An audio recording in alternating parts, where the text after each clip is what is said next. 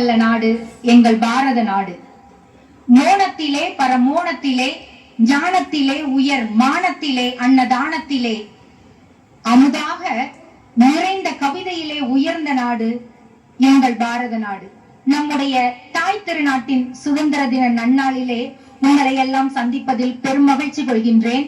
உலகமெங்கும் பார்த்து கொண்டிருக்கிற வசந்த் தொலைக்காட்சி நேயர்கள் அனைவருக்கும் இனிய சுதந்திர திருநாள் நல்வாழ்த்துக்கள். சிறப்பானதொரு நாளில் சிறப்பினும் சிறப்பானதொரு தலைப்பு, நாட்டை உயர்த்துவது ஒழுக்கமா உழைப்பா. இந்த தலைப்பிற்கு உழைப்பின் சிகரங்களாக பேச வந்திருக்கக்கூடிய எதிரணியினருக்கும், ஒழுக்க சீலராய் என்னோடு இணைந்து பேச வந்திருக்கக்கூடிய என் அணியினருக்கும் என்னுடைய பணிவான வணக்கங்கள். நடுவர், வார்த்தைகளுக்கு வாசனை பூசி தமிழை நேசிக்கும் கவிஞர் நீங்கள், கவிதைகளில் காதலை விதைத்தவர் நீங்கள், கன்னிகையின் தாய்மை வழி கவிதைக்கும் காதலுக்கும் உரிமையானவர் நீங்கள், கண்ணீரை கூட கவிதையாக்குபவர் நீங்கள், எத்தனையோ கவியரங்க மேடைகளில் கவிதைகளை அறுவடை செய்திருக்கக்கூடிய நீங்கள் இந்த பட்டிமன்ற மேடைகளில் கருத்துக்களை கவிதையாக்க வந்திருக்கிறீர்கள். உங்களுக்கும் எங்களுடைய நெஞ்சம் நிறை வணக்கங்கள். ஐயா, எதிரணி பேசிட்டு அமர்ந்திருக்கிறாங்க சகோதரி நித்யபிரியா. அவங்களுடைய பேச்ச கேட்ட உடனே ஒரு நிமிஷம் நாம எல்லாருமே நினைச்சிருப்போம், நாளைக்கு காலையில எழுந்த உடனே விறுவிறுவிறுன்னு உழைச்சி கொட்டி ஓடி எங்கேயாவது போய் நிக்கணும் அப்படின்னு. ஆனா அடுத்த நிமிஷமே ஏன் ஓடணும், எதற்கு ஓடணும்ன்ற கேள்வினால அந்த எண்ணத்தையே நாங்க அப்படியே நிறுத்திட்டோங்க ஐயா. ஏன்னா நாம எவ்வளவு தூரம் ஓடுறோம், எப்படி ஓடுறோங்கிறது முக்கியம் அல்ல, ஏன் ஓடுகிறோம், எதை நோக்கி ஓடுகிறோம் என்ற இலக்கோடு ஓடுவதுதான் முக்கியம். நடுவர் அவர்களே, அந்த இலக்கு தான் நாங்கள் சொல்லக்கூடிய ஒழுக்கம். அந்த ஒழுக்கம் இல்லை என்றால் உழைப்பிற்கு எந்த மதிப்பெண்ணுமே கிடையாது. சொன்னாங்க, என்னுடைய கணவர் ஒர்க் ஃப்ரம் ஹோம், அவரு அங்க உழைக்கிறாரு, நான் இங்க உழைக்கிறேன், அதனால நாங்க சந்தோஷமா இருக்கிறோம்னு.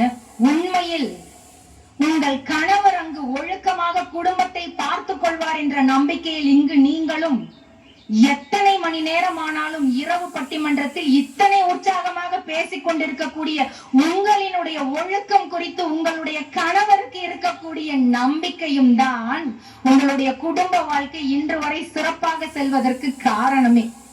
நல்ல நல்ல கதையெல்லாம் சொன்னாங்க, தேனி கதை சொன்னாங்க, ஜப்பான் கதை சொன்னாங்க, நல்லா இருந்தது கேட்கறதுக்கு, நல்ல காது குளிர கேட்டோம். தேனி சொல்லுச்சான், தேனைத்தானே மனிதர்கள் திருட முடியும், எங்களுடைய உழைப்பை திருட முடியுமா அப்படின்னு.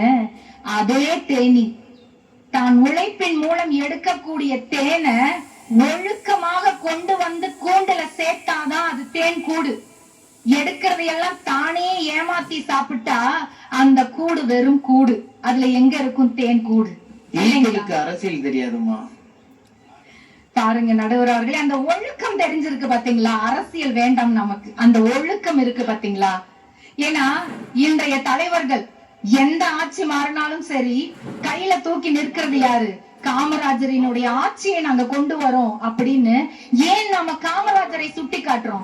அவர் உழைப்பால் உயர்ந்த உத்தமர் அப்படிங்கறதுனால மட்டும் கிடையாது நடுவர் அவர்களே, அவர் ஒழுக்கத்தில் சிறந்தவர். அதனால அந்த ஒழுக்கமான தலைவரினுடைய ஆட்சி இன்னைக்கு வேணும் அப்படிங்கறதுனால தான் எந்த கட்சி மாறினாலும் அவரை போல ஆட்சி செய்யணுங்கிற கருத்து மட்டும் மாறுவதே இல்லை. அதுதான் உழைப்பிற்கு அவர்கள் வைக்கிற இரண்டாம் இடம், ஒழுக்கத்திற்கு அவர்கள் வைக்கக்கூடிய முதலாவது இடம். திருடனும் தான் உழைக்கிறான், கொலைகாரனும் தான் உழைக்கிறான், கொள்ளைக்காரனும் உழைக்கிறான், மோசடி செய்யறவன் விடிய விடிய உழைக்கிறான்.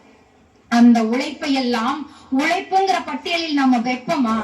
அது நாட்டை உயர்த்தக்கூடிய உழைப்பா? ஒரு கணம் யோசிச்சு பார்க்கணும். நான் ஒரு கல்லூரி பேராசிரியர் நடுவர் அவர்களே, இந்த உழைப்புக்கான விளக்கத்தை எங்களுடைய சூழ்நிலையிலே கொடுக்கிறேன். பரீட்சை நேரம், தேர்வு நேரம் வரும் பொழுது நாங்க பலவிதமான உழைப்பை போடுற மாணவர்களை பார்ப்போம். எப்படின்னா, வருஷம் பூரா படிச்சு தேர்வுக்கு உழைப்பை கொடுத்து காத்திருக்கக்கூடிய மாணவர்கள் ஒரு வகை. இன்னொருத்தங்க தேர்வுக்கு முத நாள் மட்டுமே விடிய விடிய உழைப்பை கொடுத்து அரைகுறை படிப்போடு தேர்வை எதிர்நோக்கி இருக்கிற இரண்டாம் வகை. மூணாவது ஒரு வகை இருப்பாங்க, நாம படிக்கிறோமோ இல்லையோ, அதற்கு உழைப்பை செலுத்துறோமோ இல்லையோ, அடுத்தவன் என்ன படிக்கிறான், அவன் நம்மளை விட மார்க் வாங்கிடுவானா, அவன் எப்படி படிக்கிறான்னு ஆராய்ச்சி பண்ணி அதை கண்டுபிடிக்கிறதுக்கே தங்களுடைய உழைப்பை செலுத்தக்கூடிய ரகம் மூன்றாவது வகை. இன்னொன்னு இருக்கு நடுவர் அவர்களே, எங்க எதிரணி மாதிரி. என்னன்னா, விடிய விடிய முதல் மார்க் வாங்குறவங்களுக்கே தப்பு கொடுப்பாங்க. விடிய விடிய முழிச்சிருப்பாங்க. என்ன தெரியுமா நடுவர் அவர்களே பண்ணுவாங்க? பிட் எழுதிக்கிட்டு இருப்பாங்க. எந்த கேள்வி எல்லாம் வரும், எப்படி எல்லாம் எழுதலான்னு அவர்கள் அதுல செலுத்தக்கூடிய அந்த நுணுக்கத்தை அறிவியல்ல செலுத்தி இருந்தா அவங்க ஒரு அணுசக்தி விஞ்ஞானியாவே ஆயிருப்பாங்க நடுவர் அவர்களே. அப்படி எழுதுவாங்க. இப்போ இந்த 4 வகை உழைப்புல எந்த உழைப்பு வீட்டை உயர்த்தும், பெற்றோரை தலைநிமிர செய்யும், நாட்டை உயர்த்தும் அப்படிங்கிற பெரிய கேள்விய அவங்க கிட்டயே விட்டுற நடுவர் அவர்களே. இவங்களுக்கு எல்லாம் எது முக்கியம் அப்படிங்கிற விஷயம் தெரியல நடுவர் அவர்களே. உழைப்பும் தானே வேணும். அது நம்மளுடைய எதிரணி பேச்சாளர் அழகா சொன்னாங்க, உழைப்பு தானே அச்சாணி, உழைப்பு இல்லைன்னா முடியுமா அப்படின்னு.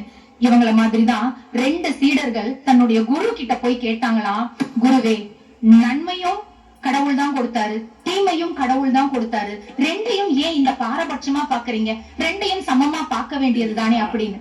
உடனே குரு யோசிச்சாராம், அப்படியா, சரி. மதிய சாப்பாட்டு நேரம் வந்தது. அந்த 2 பேரையும் உட்கார வச்சு அவங்களுக்கு சாப்பிடறதுக்காக ஒரு கிண்ணத்துல பாலும் ஒரு கிண்ணத்துல மாட்டு சாணத்தையும் வச்சாராம். சாப்பிடுங்க, நல்லா சாப்பிடுங்க அப்படின்னு. அவங்க அப்படி திருன்னு முழிக்கிறாங்களாம். உடனே அந்த குரு சொன்னாராம், என்னப்பா, பாலும் மாட்டுல இருந்துதான் வருது, சாணமும் மாட்டுல இருந்தா வருது, எதுக்கு இந்த பாகுபாடு, சாப்பிடு, நல்லா சாப்பிடு அப்படின்னு சொன்னாங்களாம்.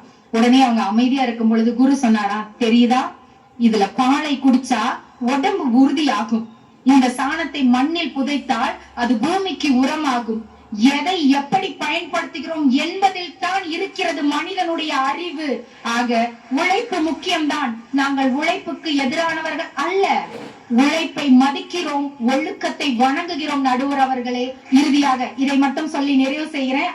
இந்த ஒழுக்கத்தினுடைய சிறப்பை, அவதாரங்களை 10ஆக சொன்னவன், கிரகங்களை 9ஆக படைத்தவன், திசைகளை 8ஆக சொன்னவன், சுரங்களை 7ஆக படைத்தவன், சுவைகளை 6ஆக வகுத்தவன், நிலங்களை 5ஆக பிரித்தவன், வேதங்களை 4ஆக சொன்னவன், தமிழை 3ஆக பிரித்தவன், பாலினத்தை ஆண் பெண் என்று 2ஆக சொன்னவன், அவர்களுக்கான ஒழுக்கத்தை மட்டும் 1ஆக வைத்தான். அப்படின்னா அந்த ஒழுக்கம் தான் நடுவர் அவர்களை வீட்டை உயர்த்தும், நாட்டை உயர்த்தும் அப்படிங்கறதுல மாற்று கருத்தே இல்ல. ஆக இந்த சுதந்திர தின நன்னாளில் அனைவருக்கும் சுதந்திர தின நல்வாழ்த்துக்களை தெரிவித்து, நாட்டை உயர்த்துவது உழைப்பை காட்டிலும் ஒழுக்கமே ஒழுக்கமே ஒழுக்கமே என்று கூறி இடம் சேர்கிறேன். நன்றி, வணக்கம்.